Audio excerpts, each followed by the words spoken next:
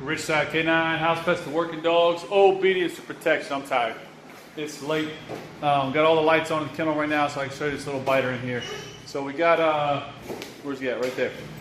This little dog right here, Jack Russle. I hate Jack Russells. Get them all the time. And they all bite. But I want you to see this dog. I want you to see how we work through this. Try to work the camera as best I can. Easy, bud. So when I come in a kennel, I've got to occupy my space. Occupying your space, guys, is one of the most overlooked aspects of dog training. All right? You can communicate a lot without talking. Now, as always, when I train these dogs, it's just me. I'm dead silent. I don't say a word. I get very full. I get very few commands, okay? He can't do that. He just went where I have the food. He's got to wait for an invitation. Very important. I've got to control the food. See the food right there? If I lose control of the food, I lose control of everything. Now, he took that little verbal correction there. Not so good, but that's okay. I'm going to invite him right back into the game by providing him with life. And I know that sounds kind of funny, providing him with life, but I truly am, you see? So, all creatures, especially canines, carnivores, are existential, right? They're always looking to better their own position. They're selfish. They are loyal to their own needs. Believe it or not, they're not as loyal to you as you may think. And if we can use this to our benefit, we can bring even very aggressive dogs with a bite history a long way. Now, this dog has bites, as most Jack Russells do. This dog hates men, as for some reason a lot of Jack Russells do. Anyway, this is our game. This ain't sexy, it's not fancy, it's not some high-speed dog training. It takes two things. Don't have a fear of getting bit. Have a plan if the dog bites you or if the dog turns aggressive. Now, this little Jack Russell is not going to injure me. Could he bite me and draw blood, cause me to get stitches? Oh, yeah. Is he going to take me out of commission? Highly doubtful. But anyway, that's it, guys. Couple reps at a time. This is what we do. We hand feed the biters.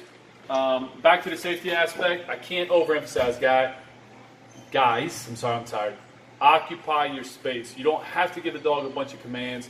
You don't have to create all this fancy stuff.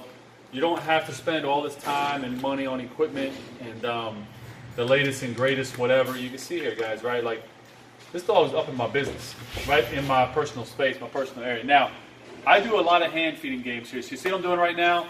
I'm forcing him up and over my leg. He can't get to the bowl. He wants the bowl. Not going to happen. I control the bowl. And I invite him in like you see me doing right now. Very, very important. And if he gets disrespectful, I will end the game just like we did a second ago. But as long as he's respectful, I like that he stepped over my leg. That's very important. Now, why am I not clicking? Why am I not marking? Okay, now. Why am I not clicking? Why am I not marking? Why am I not doing that right now? Because I don't want to. You see, his behavior is producing the reward. I'm just a mechanism to provide it, but his behavior is turning me on. His behavior is the activation, if that makes any sense. After we've got past this step, then we'll, advance it forward a little bit, throw some markers in there, and I'm getting him rocking. Right now, I still can't really get his harness off. When I try to do that, it just creates a huge negative and a combat between me and him. So the harness is not hurting him, so he can stay on.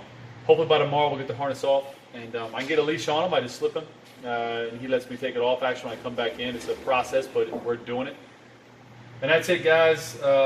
Rich Side Canine, man, I can't overemphasize. Don't overthink dog training. Some dogs, you got to really have a plan and focus, a go-by setup, but don't overthink it, guys. This is not rocket science. Get as instinctual as you can. Use known psychology, guys. The principles of conditioning, the laws of learning, they apply to all things. Hierarchy of needs, existentialism. These things apply to everything. Don't overthink this. Don't buy into anybody telling you this is a complex thing. It takes repetitions. It takes a base of knowledge. It takes a depth of knowledge. But this, you can only get it by doing it. My advice to all young dog trainers out there, you want to be successful, stop asking for money and start training for free. I've said this a million times, and it's what I did. Rich Side is successful. Rich Side generates revenue. Rich Side has changed our life. No secret there. But for years and years and years, while I was a police canine full-time, I trained pets on the side for free. I gathered my intelligence. I got hands-on experience with pets. You see, training a high drive dog, super. So right here, he's trying to turn me back on. See, he pressed into me there. I don't mind that because that is his, I've allowed that. And that's what we want, right? I want this dog to engage me. So I'm not going to punish the engagement. I will punish the rudeness, but I'm not going to correct the engagement. The engagement I'll reward all day long. And that's very, very important. Back to what I was saying.